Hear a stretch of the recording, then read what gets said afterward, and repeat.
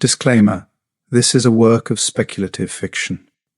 All characters, organizations, events, and research described herein are entirely fictional. Any resemblance to real persons, institutions, or scientific developments is purely coincidental. Welcome to Human Drift, a series of slow descents through the body, the mind, and the strange edges where time begins to bend. Each episode is written to be heard as much as read, paced for breath, calm enough to fall asleep to, but sharp enough to leave a trace in the morning. This one is called the Long Life Paradox. Tonight we're exploring what happens when the oldest human wish comes true, when aging itself becomes optional, when technology learns not only to repair the body but to extend it beyond all precedent, beyond meaning even. We'll move through it in 4 acts, like the long arc of a single heartbeat stretched across centuries. Act 1, the promise of forever. We have always wanted more time, more birthdays, more sunrises, more chances to fix what we broke. The dream is older than writing. Gilgamesh walked to the edge of the world searching for it. Emperors once swallowed mercury believing it would make them immortal. It only made their deaths faster. But something has shifted. The dream is no longer myth or magic. It's becoming engineering. And already our minds are feeling what our bodies have not yet achieved. Burnout, anxiety, the quiet exhaustion of endless continuity. We sleep less, scroll more, and call it connection while our nervous systems hum like overclocked machines. Longevity is here already, not in centuries, but in the way the day refuses to end. Emails after midnight. Dopamine loops that never resolve. We are learning what it means to live too long inside a single, unbroken moment. Meanwhile, in laboratories across 3 continents, scientists are learning to reprogram cellular age. Together they erase the marks that time leaves on DNA. They make old cells remember youth, not forever. Not yet, but enough to glimpse the shape of what might come. In 2024, mice equivalent to 70-year-old humans received cyclic pulses of 3 Yamanaka factors. 6 days on, 2 weeks off. They lived 109% longer than controls. Their fur stayed dark. Their spines stayed straight. No tumors formed after 30 months of observation. The body remembered how to be young. A 53-year-old human volunteer applied a topical gel containing the same factors to a patch of arm skin. 4 millimeters of tissue. The biopsy showed 30 years of epigenetic age reversal. 30 years erased in weeks. The Horvath clock ran backward. She described touching the treated skin and feeling it tighter, smoother. She said it felt like touching her own past. There are other tools emerging from the fog. Senolytics flush out the cells that have stopped dividing but refuse to die. These zombie cells poison their neighbors with inflammatory signals. They accumulate like rust in hinges. Researchers combine 2 compounds that target the protein keeping senescent cells alive. In progeroid mice engineered to age rapidly, the treatment extended median lifespan by 30%. The first human trials began dosing in late 2024. By 2027, regulatory agencies may approve senolytics for diabetic kidney disease. Remove the rust and tissues begin to heal. Inflammation drops, joints loosen. The body remembers how to repair itself. One trial participant, a 68-year-old carpenter, returned to his workshop after 3 months of treatment. He could grip his tools without pain for the first time in a decade. He built a cabinet for his granddaughter, He wept while sanding it, not from sadness, from disbelief that his hands worked again. NAD+ molecules fuel the mitochondria that power every cell. They decline with age. At 70, muscle tissue contains half the NAD+ it held at 20. A compound called MIB 626 restores those levels. In clinical trials, 70-year-olds who took high doses for 6 months showed muscle NAD+ levels 2.5 times higher than baseline. Grip strength increased by 10%. Phase 3 trials for sarcopenia begin in 2027. One woman in the trial described feeling energy return that she thought was gone forever. Not youth exactly, but aliveness. She started gardening again, dancing in her kitchen. Small things, precious things. Young blood carries something old blood has lost. When researchers surgically joined the circulatory systems of old and young rats, the old rats lived 15% longer. Proteomics narrowed the magic to 6 proteins.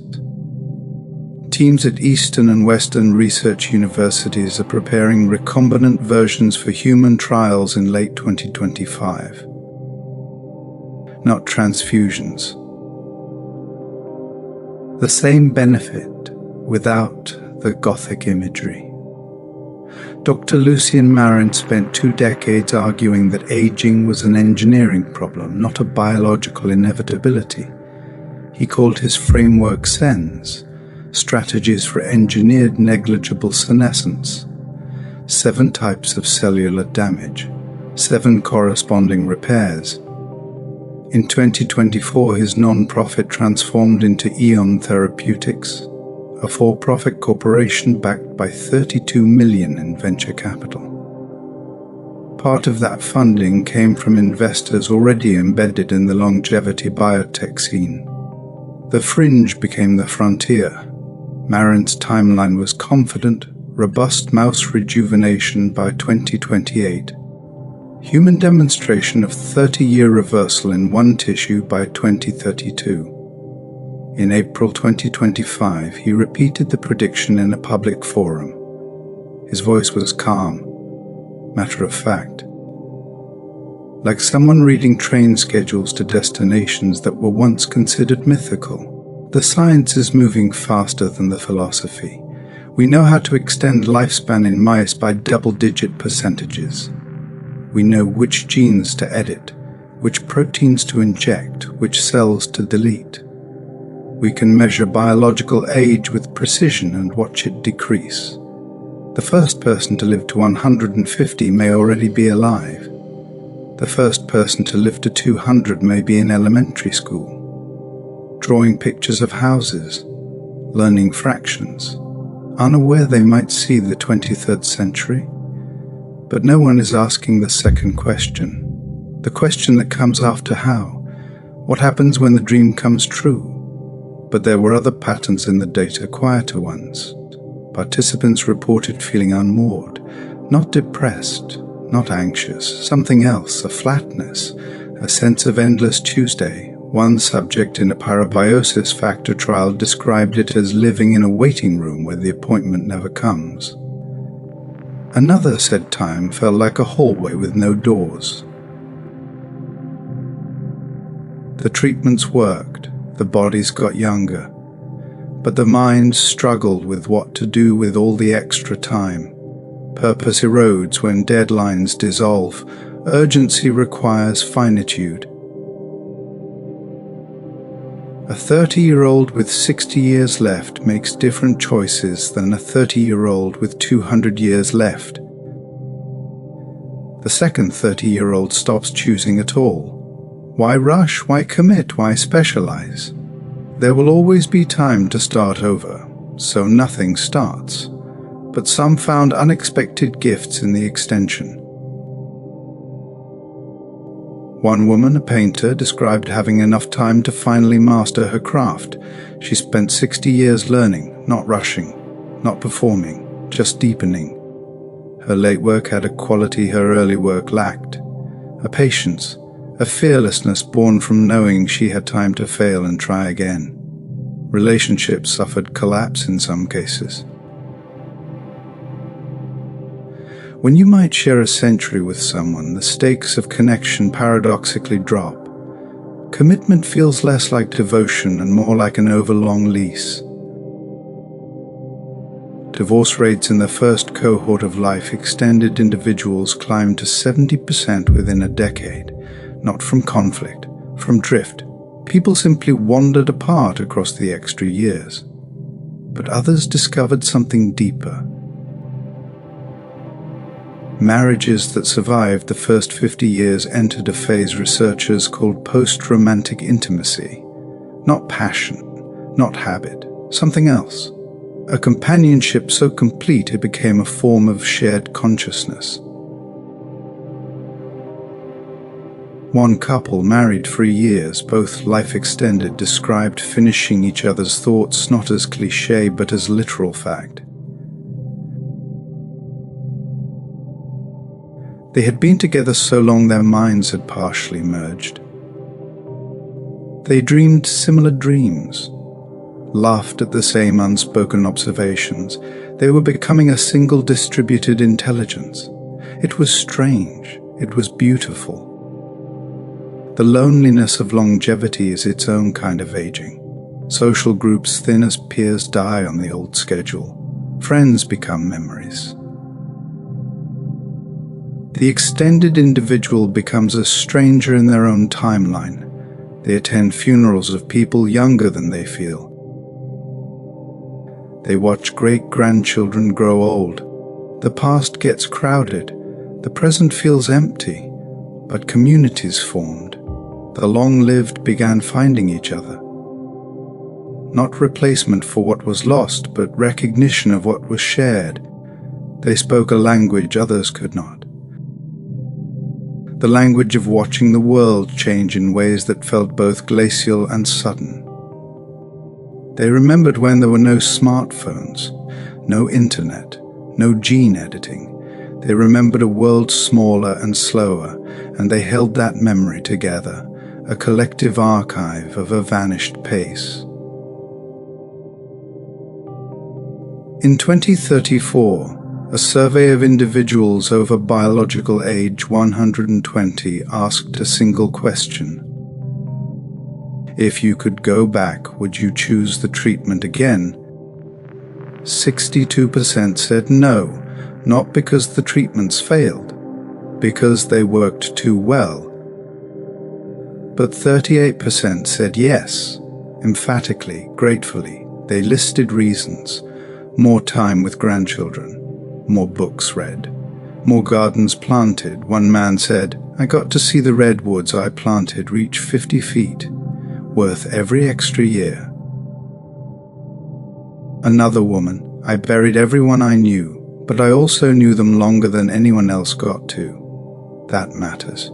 The split was real, the ambivalence honest.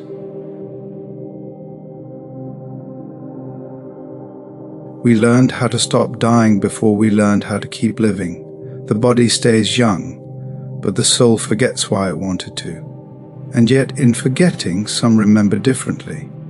They find reasons not written in the old scripts. They build new meanings from the extra time. Slowly, painfully, beautifully. Act 2. The weight of time. Time does not pass at a constant rate. Ask a child how long summer lasts, and they will tell you forever. Ask someone at 80 and they will say it was gone in a blink. The difference is not in the calendar. It is in the density of novelty. The brain measures time by the number of new patterns it processes. A day full of unfamiliar experiences feels long in the moment and longer in memory. A day of routine compresses to nothing. At 10 years old, a single year represents 10% of your entire existence. At 50, it is 2%. The proportional weight shrinks, time accelerates, neuroscience confirms the subjective experience. Dopaminergic salience markers fire when the brain encounters novelty. These markers act as temporal anchors. Memory formation requires them. Without novelty, the brain stops writing entries in the ledger, days blur. Months vanish, the internal experience of duration collapses. Now imagine living to 200, then 500. At 200, a single year represents half of 1% of your life. It feels like 4 or 5 weeks. At 500, a year feels like a long weekend. By your third century, decades pass like seasons. You look up and 20 years are gone. You cannot remember where they went. The mathematician who first modeled this called it the logarithmic time illusion. The philosopher who studied it called it temporal anorexia. The patients who lived it called it the collapse. One subject, aged 217 biological years, described waking up one morning unable to distinguish whether the event she was remembering happened last week or 30 years prior. Both felt equidistant. Both felt like yesterday. Her husband had been dead for 40 years. She still expected him at breakfast. Time had stopped making sense. The clinics developed interventions, novelty prescriptions. Patients were assigned structured exposure to unfamiliar stimuli, new languages, new cities, new skills. Mandated disruption of routine. Some patients responded. Temporal perception stabilized. One man learned Mandarin at age 160. He described the experience as time clicking back into focus. Each new character was a small anchor. The weeks stopped sliding past. He could feel them again. Others found the constant churn exhausting. One wrote in her journal, "I'm too tired to learn another language just to feel like time exists." But she tried anyway. Spanish, then Portuguese, then Arabic. Not because she wanted to speak them, because she wanted to feel time passing. Reset environments became popular among the wealthy. Engineered micro-societies where individuals could live for a decade under entirely fabricated cultural conditions. New customs, new architecture, new social roles. When they emerged, the decade felt like a decade. But within months of returning to the baseline world, the effect faded. Time compressed again. Some reset environments became famous. The Kyoto Enclave, the Oslo Project, the New Alexandria Commune. People emerged from them changed, not younger, but reoriented. They described it as remembering that time could still surprise them. Another approach gained traction among transhumanist communities. Chronostasis VR virtual environments that algorithmically stretched subjective time by manipulating information density and perceptual feedback loops. Users reported an hour in the real world feeling like 8 hours inside. Some never came back out. Why would they? Outside, time was slipping away too fast. Inside, they could hold on to it. But even these solutions failed at extreme durations.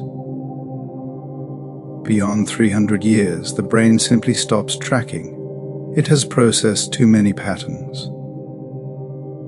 The novelty threshold becomes impossible to cross. Every conversation echoes one you have had before. Every sunrise looks like the last 1,000. Every meal tastes like memory. Chronic déjà vu sets in. Not the brief flicker of recognition, a permanent sensation that you have lived this moment already. You have. Dozens of times, The neural pathways that signal new experience go silent. The world becomes a loop. Patients describe it as living inside a museum of their own life. Everything preserved, nothing alive, yet some found peace in the repetition. One monk, aged 284, described the déjà vu as approaching Satori. He said, "When nothing is new, everything becomes equally sacred." He spent his days in a garden, watching the same flowers bloom year after year. Each time, he said, I see them again for the first time, because I have forgotten how to distinguish this bloom from the last. His mind had circled back to beginner's mind through sheer duration. It was not the path anyone would choose, but it was a path nonetheless. Flat effect becomes the dominant clinical presentation. Not sadness, not numbness, a profound lack of emotional coloring. The machinery still works, but the signal is gone.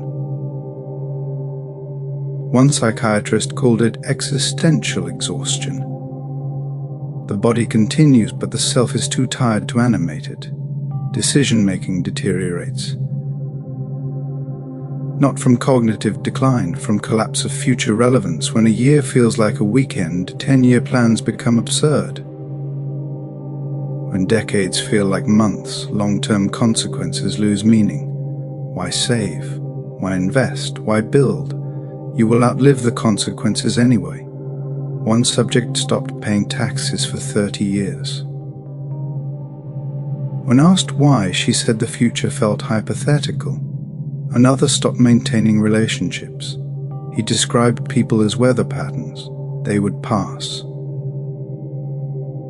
The psychologist called it future blindness, an inability to grant reality to outcomes more than a few subjective weeks away, even though those weeks might span years. Time collapses inward. Planning becomes impossible. Life reduces to an eternal present with no trajectory. Some individuals sought pharmaceutical intervention. Compounds that artificially boosted dopaminergic novelty response. Early trials showed promise. Patients reported renewed sense of time passage.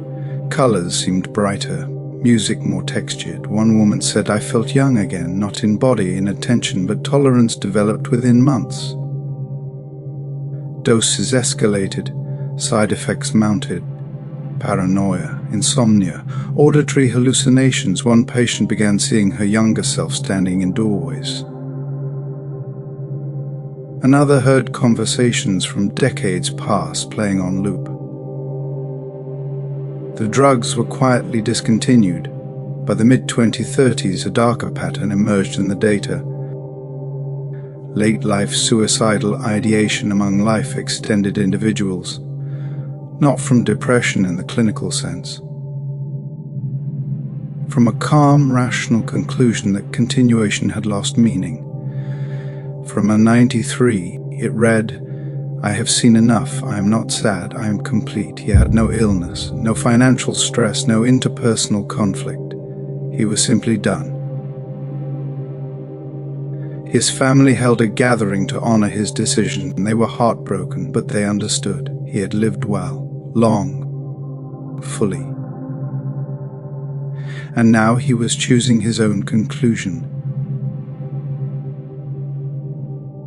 It was a kind of authorship they could respect even as they grieved it.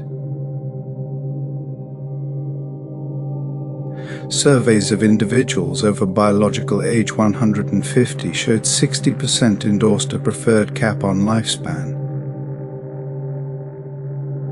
The median desired endpoint was 120 years. Not because the body was failing, because the experience of being one person across that much time became unbearable.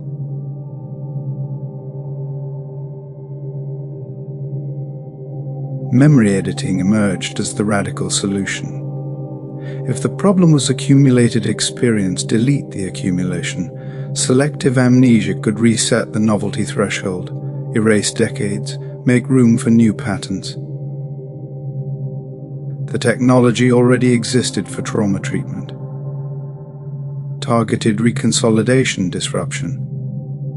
Reactivate a memory, then chemically block its restorage.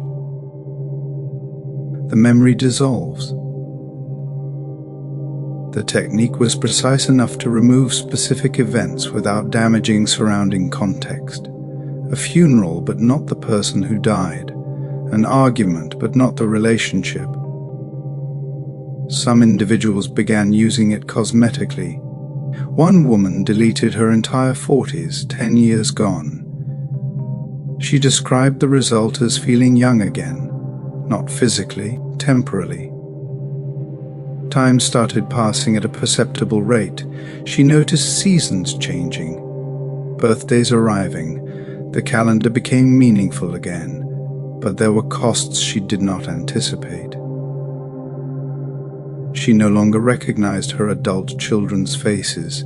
She had no memory of their adolescence. They knew her, she did not know them. The asymmetry was unbearable.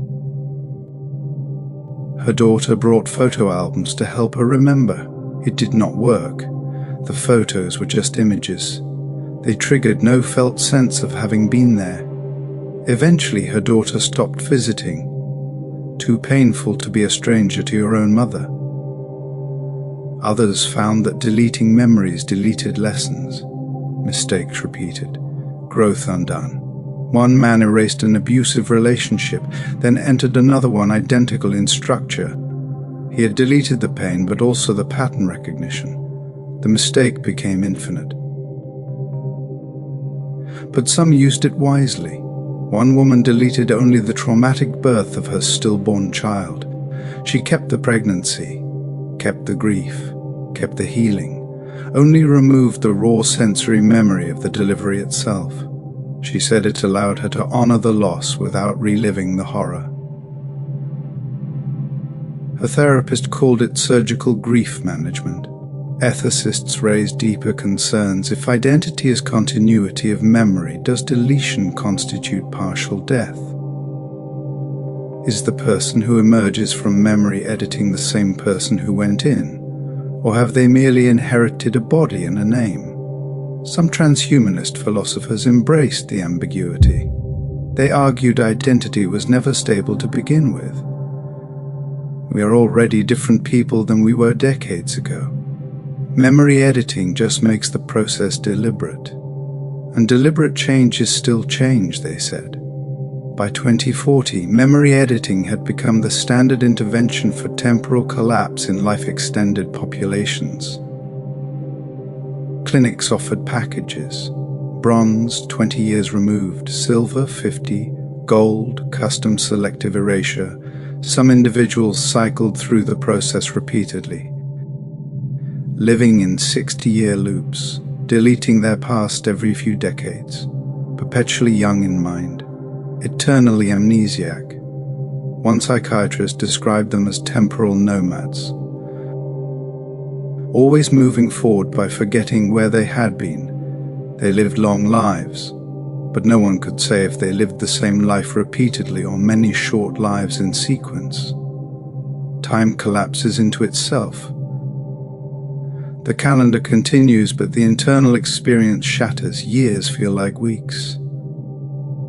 Decades feel like months. The self becomes a ghost haunting its own duration. And the face in the mirror no longer answers when you ask who you are. But sometimes in the collapse there are moments of clarity, brief, luminous. One woman described standing in her kitchen at age 206. She could not remember the decade, could not remember the year, but the light coming through the window was golden and exact, and for one moment time stopped compressing. She was simply there. Present, whole, she said. Maybe this is what it has all been for, these moments. Maybe duration doesn't matter if presence is complete. It did not last. The collapse resumed, but she remembered the moment and it carried her forward. Act 3, The Tired Soul.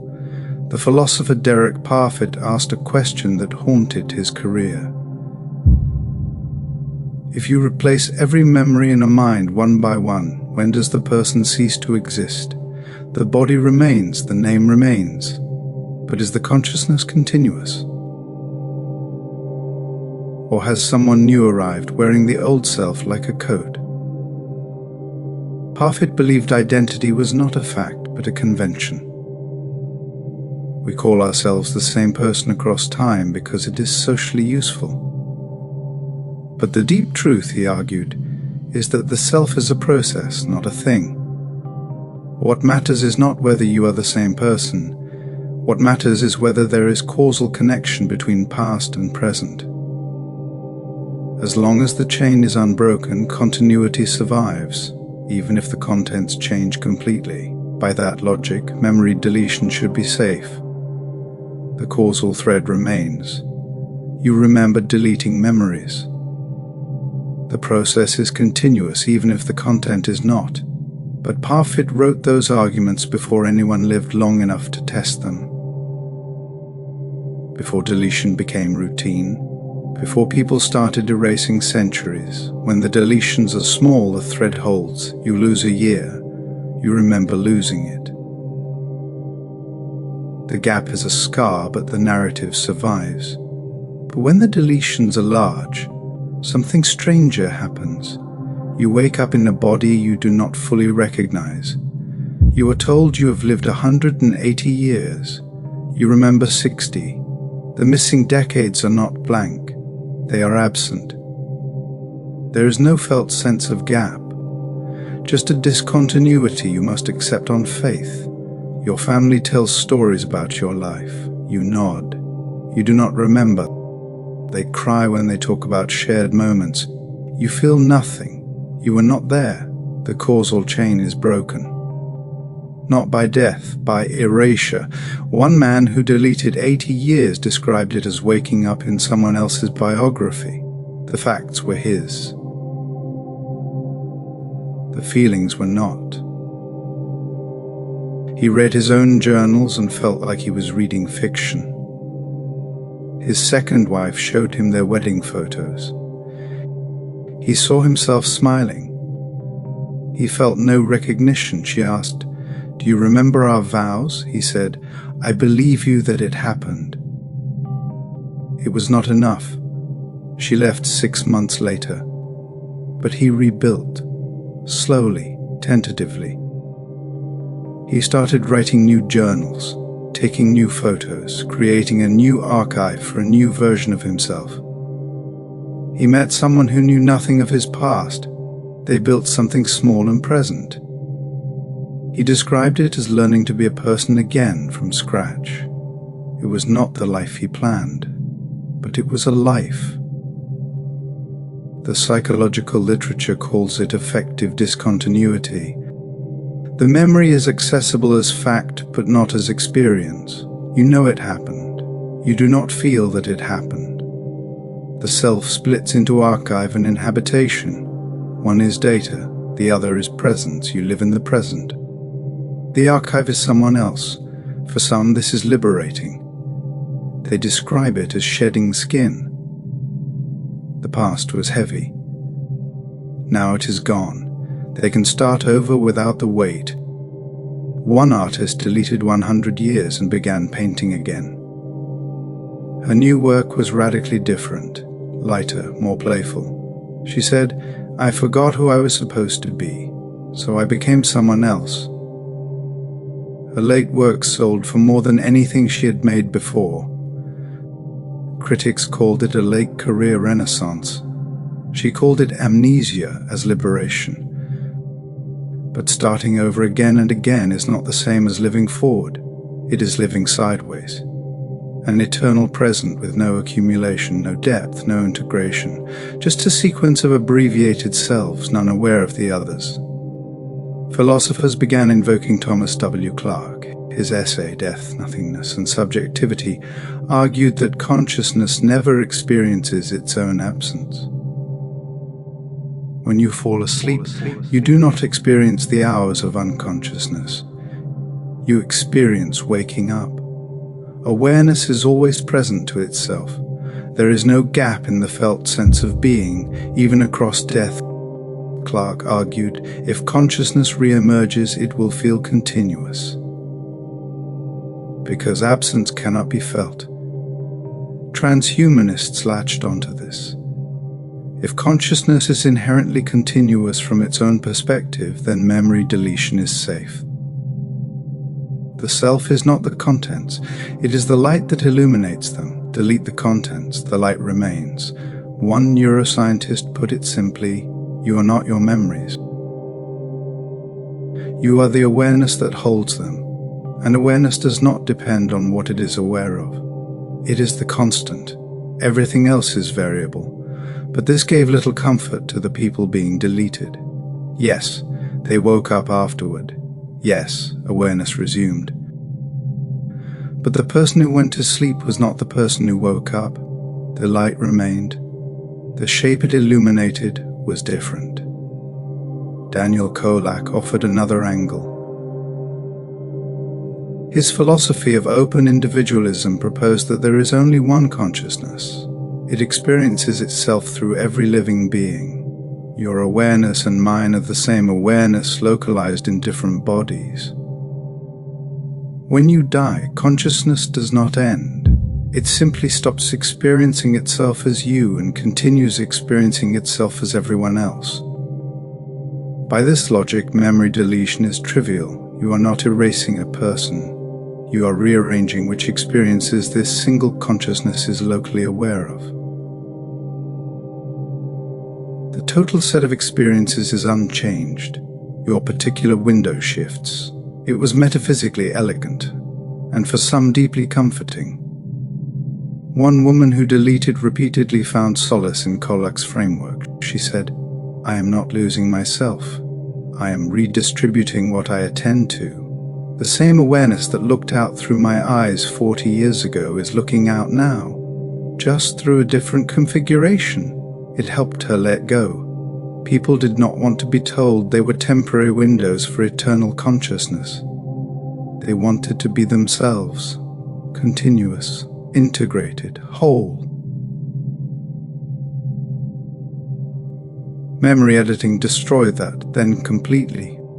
One woman underwent 9 deletion cycles over 140 years. By the end, she had no continuous memory extending more than 15 years into the past. Her identity was a moving window. She knew her name. She knew her present circumstances. But she had no felt sense of authorship over her life. She read her own records like a stranger's case file. Her therapist asked, Do you feel like the same person who started this process? She paused for a long time, then she said, I don't remember who that was, but I'm here now, and now is enough. The clinical term is identity fragmentation. The self becomes a loose collection of moments with no binding narrative. You are always someone, but you are never anyone in particular. The paradox deepened with moral memory. Regret requires remembering what you regret. Guilt requires remembering what you did. Growth requires integrating past mistakes into present wisdom. But if you delete the memories, you delete the moral learning. One man deleted the memory of an affair that destroyed his first marriage. 10 years later, he had an affair that destroyed his second marriage. Identical pattern, identical outcome. He had erased the scar tissue that would have prevented it. After the second divorce, he chose not to delete again. He said, I need to carry this, even if it hurts, because without it, I'm just a machine repeating code. Moral philosophers warned that memory editing would create ethical amnesia. Individuals would repeat harms because they no longer remembered committing them. Society would lose the stabilizing force of accumulated remorse. Some jurisdictions banned deletion of memories involving harm to others, but enforcement was impossible. Deletion is invisible. No one can prove a memory existed. By 2045, a split emerged in the life-extended population. One group refused memory editing. They carried the full weight of their centuries.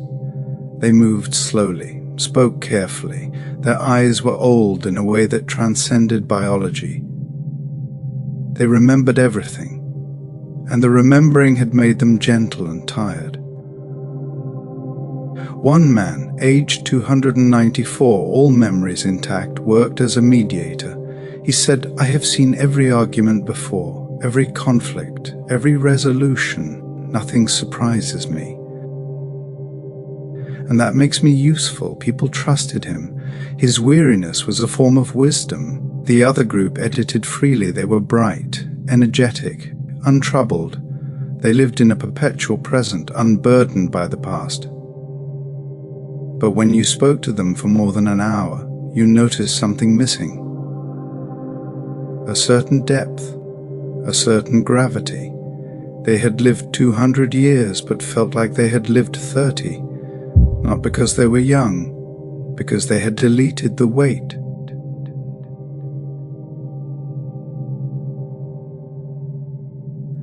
One gerontologist called them the hollow ancients, old in body, empty in memory, animated but not inhabited. Yet some of the hollow ancients were happy, genuinely, uncomplicated. They lived lightly, laughed easily. One said, "I don't need to remember every mistake to avoid them now. I trust my present self to figure it out." And mostly she did. The families of the edited suffered most. They held the memories their loved ones had erased. They carried the continuity that the person themselves had discarded. One son said, "I remember my father's entire life. He only remembers the last decade. I have become his historian, but he does not care to read the history." Another daughter, "My mother deleted me twice. Not on purpose, but I was in the decade she removed. Now when she looks at me, she sees a stranger who knows too much about her. But sometimes the families found unexpected grace." One daughter whose mother deleted 40 years said, "I get to introduce her to my children as if for the first time. She doesn't remember raising me, but she's here now. And she loves them. It's not what I wanted, but it's something." The grief was unique, not the grief of death. The grief of replacement. The person is still here, but the person who loved you is gone. Philosophers eventually settled on a term for what was happening: narrative death. The biological organism persists. But the story that gave it coherence dissolves. What remains is a sequence of disconnected chapters, each one readable. None of them adding up to a book. You can live forever. But you cannot be yourself forever. The duration exceeds the capacity for integration. The self becomes provisional, temporary, disposable. You wear it for a few decades, then discard it. Then wear another, over and over. An endless parade of strangers inhabiting the same body. One poet, aged 260, wrote her final piece before entering permanent memory stasis. She chose to freeze her mind at its current state rather than continue editing. The poem ended with a line that circulated widely. Perhaps the soul is not tired of living, only of being one person for too long, and perhaps that is not failure. Perhaps it is the soul's way of saying, "I have been this shape long enough. Let me try another." Act 4, The Soft Exit. By the late 21st century, the pattern was clear. Radical life extension worked. Bodies remained functional for centuries. Diseases were managed. Organs regenerated. The biological problem was solved, but the psychological problem remained unsolved. Consciousness was not designed for this kind of duration. Identity was not built to carry this much time. The self is a story that requires an ending to have meaning. Without finitude, the story becomes ambient noise, a signal that never resolves. Societies began to shift. Not back to the old paradigm where death was an enemy to be defeated, but toward something new, death as a choice, death as completion, death as part of the psychological ecosystem. One researcher called it death revalorization, another called it the soft exit movement. The core insight was simple: living well requires living finitely. Not because the body gives out, but because the mind completes. There is a natural arc, a felt sense of enough, and honoring that sense is not failure, it is maturity. The first public advocate for soft exit was a woman named Keiko Tanaka. She was 187 years old. A biologist, one of the early life extension pioneers. She had spent a century studying aging and another 87 years living without it. In 2292, she published an essay titled "The Gift of Enough." She described feeling complete, like a book that had reached its final page. She wrote, "I have had more time than any human before me. I have used it well. I have loved deeply. I have learned constantly. And now I am finished." The essay spread faster than any biotech announcement before it. News outlets quoted her final line as if it was scripture. Clinics played her voice in waiting rooms. Young people shared it with awe. The long-lived shared it with relief. For the first time in 2 centuries, humanity began to talk about death without panic. Not as failure, not as tragedy, but as punctuation. The soft exit became an act of authorship. Keiko's essay marked the turning point. Within a decade, every longevity center included completion counseling alongside rejuvenation therapy. Patients could plan their exits as consciously as they had planned their extensions. They left behind letters, recordings, neural diaries, fragments meant not to immortalize but to conclude. The World Finitude Accord recognized voluntary completion as a human right. The law defined it simply: to know when your story is finished. Families learn new rituals. Instead of funerals, they held closures. Gatherings filled with laughter, confession, and gratitude, ending not with burial but with a toast. One evening in Kyoto, Keiko herself held her closure. She invited only 8 people, a handful of scientists, a few former students, one child she'd once cured of a genetic disease. They sat beneath the cherry blossoms, watching petals fall. She said softly, "I spent my life fighting entropy. Now I see it was never the enemy. Without decay, nothing new could ever bloom." At dawn, she walked into the garden alone. Later, they found her sitting beneath a tree, eyes open, lips curved as if in mid-thought. Her heartbeat had stopped. The last data from her biometric implant read simply steady, then quiet. After her death, the longevity labs didn't close. They evolved. The research turned inward, from extending time to deepening presence. How to live 100 years and have them feel like 1,000. How to make an hour stretch wide enough for joy. By the 22nd century, children no longer wished to live forever. They wished to live fully.